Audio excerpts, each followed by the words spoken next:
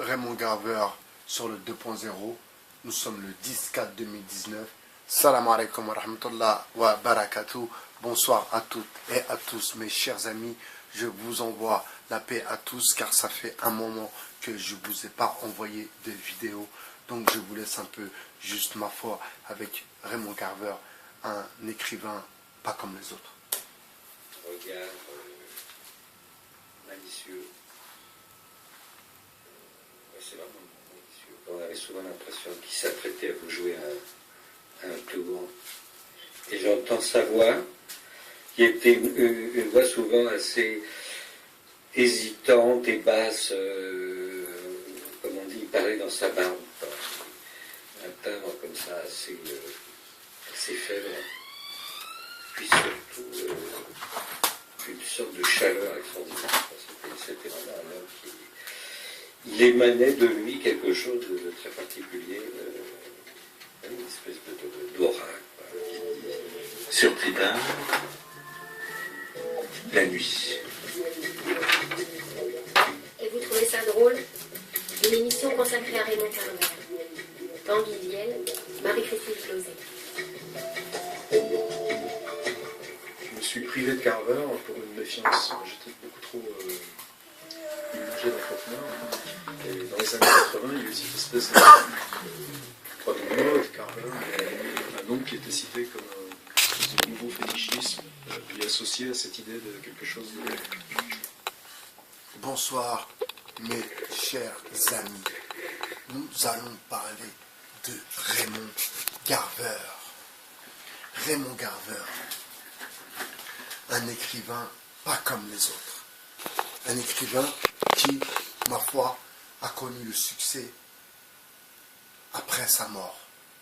Triste réalité. Raymond Garveur était marié avec une femme qui croyait fort au talent de son mari. À chaque fois, elle l'aidait, elle le raisonnait, elle le comprenait, car elle l'aimait. Et elle sentait cette sensibilité qu'ont certains écrivains en lui, car c'était un homme sensible, Raymond Garveur.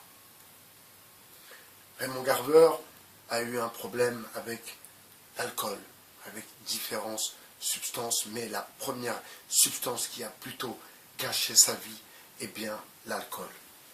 Et bien sûr, la cigarette. Alors que dans le fond, c'était un homme brillant. Alors vous savez, tout écrivain, et moi le premier, à présent, je pense que vous avez compris que je peux dire, pour ne pas rentrer dans les complications, je peux dire que oui, je suis un écrivain. Je suis un auteur. Oui, c'est une vérité.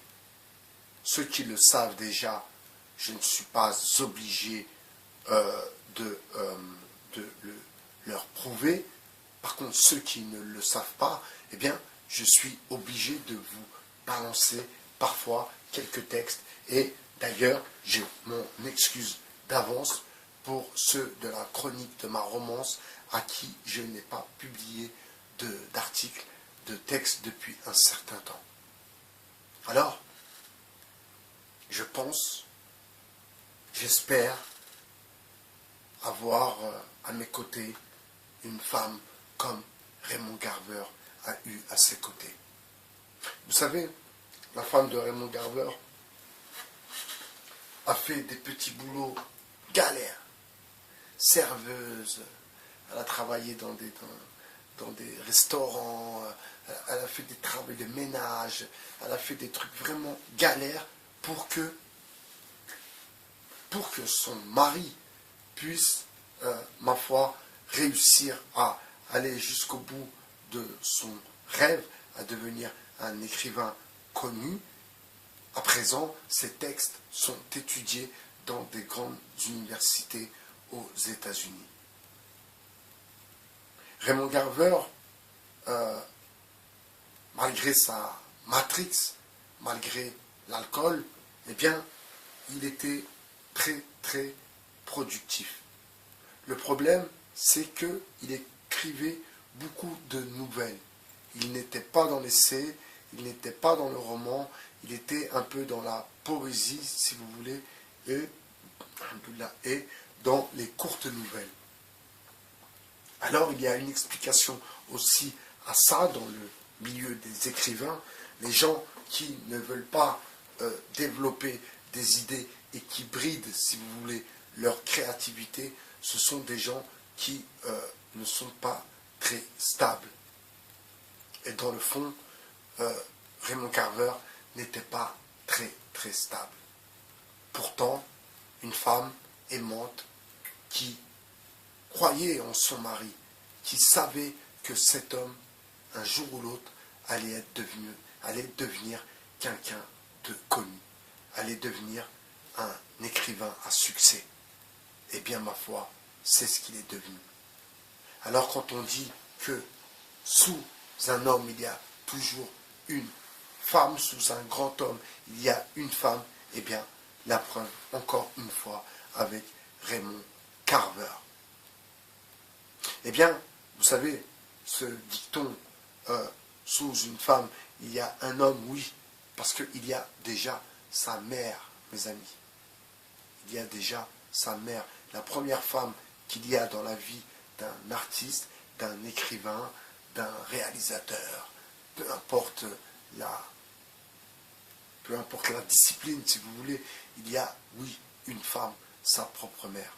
Ensuite, il faut, bien sûr, trouver la femme qui n'est pas intéressée par, ma foi, profiter par les choses dont nous, les écrivains, nous sommes totalement détachés, à savoir tout ce qui est matériel, le matérialisme en lui-même, le consumérisme.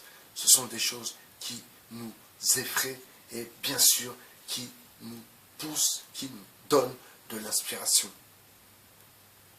À savoir, tout à l'heure, vous savez, j'étais encore dans les transports en commun. D'ailleurs, je vous promets, transports en commun, vous avez eu une partie, il y a la deuxième, la troisième et la quatrième partie.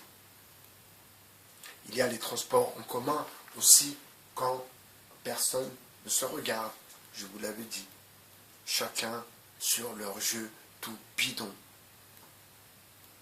Avec la femme qui parle toute seule. Le mec qui a l'air un peu matrixé.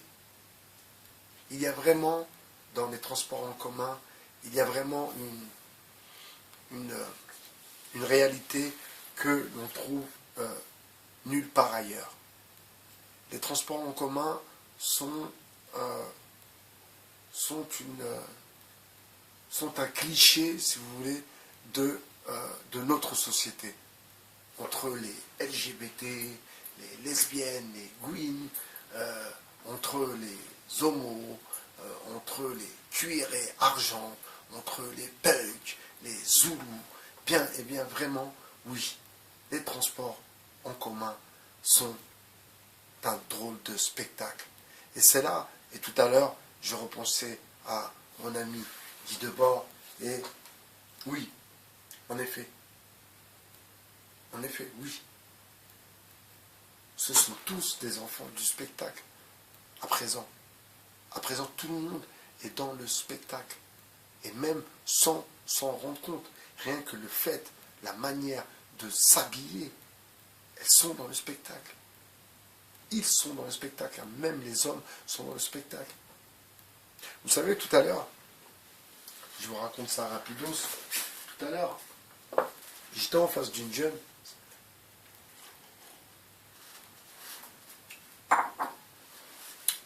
africaine, très très belle. Ne sois pas jaloux, chérie, c'est toi la plus belle. Très très belle, très très grande, très élancée, avec une perruque, certes, blonde, un peu les cheveux tirés comme ça. Et sur son téléphone, elle regardait, apparemment c'était une star qu'elle admire, mais elle lui ressemblait comme deux gouttes d'eau.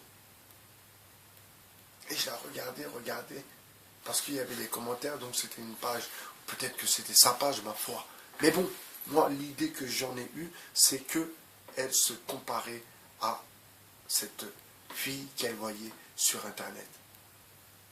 Et vous voyez, à présent, il n'y a plus d'originalité.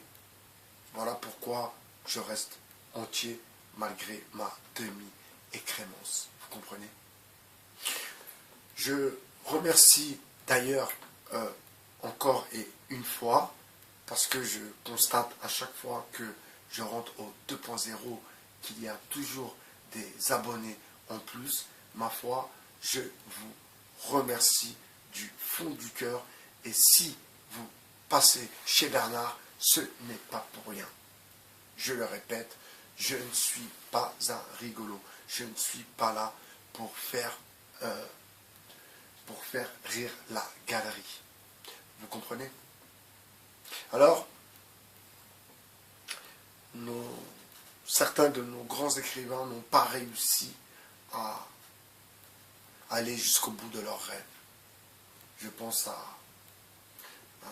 Gauguin, qui n'a pas été à Zanzibar. Je pense à Carver aussi, qui voulait faire le tour du monde.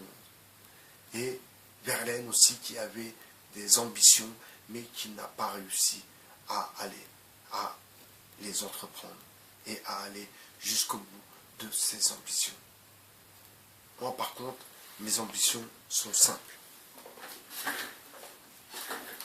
Mes ambitions sont simples. Mes ambitions sont déjà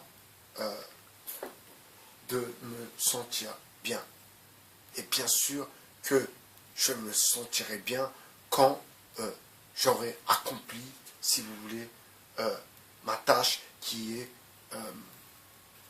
la rédaction de cet essai et bien sûr la finalité. Ensuite, bien sûr, m'occuper des gens qu'il y a autour de moi et bien sûr de soulager leur peine à ma façon, à ma manière, en espérant ne pas être maladroit. Sur ce, mes amis, je vous souhaite une très très bonne nuit. Je vous dis à très bientôt sur le 2.0. Pour ceux qui suivent la chronique de ma romance, je vous promets que à partir de jeudi, c'est-à-dire jeudi, vendredi, je travaille. 2 jours, je vais le bosser. Je fais que du traitement de texte. Jeudi, vendredi, je travaille. Vendredi, samedi, je vous balance des textes. Vendredi, samedi, je vais travailler encore. Dimanche, je vais travailler. Et lundi, je vous balance des textes. Ça roule? Ça, c'est pour la chronique de la romance de ma vie. Je vous dis à tard plus dans l'autobus. C'était Baye BHR, votre philosophe. Merci pour vos commentaires et merci encore une fois à ceux qui rejoignent la chaîne à Bernard. C'était votre philosophe sur le 2.0. Je vous dis à tard plus dans l'autobus. Ciao, ciao, mes amis.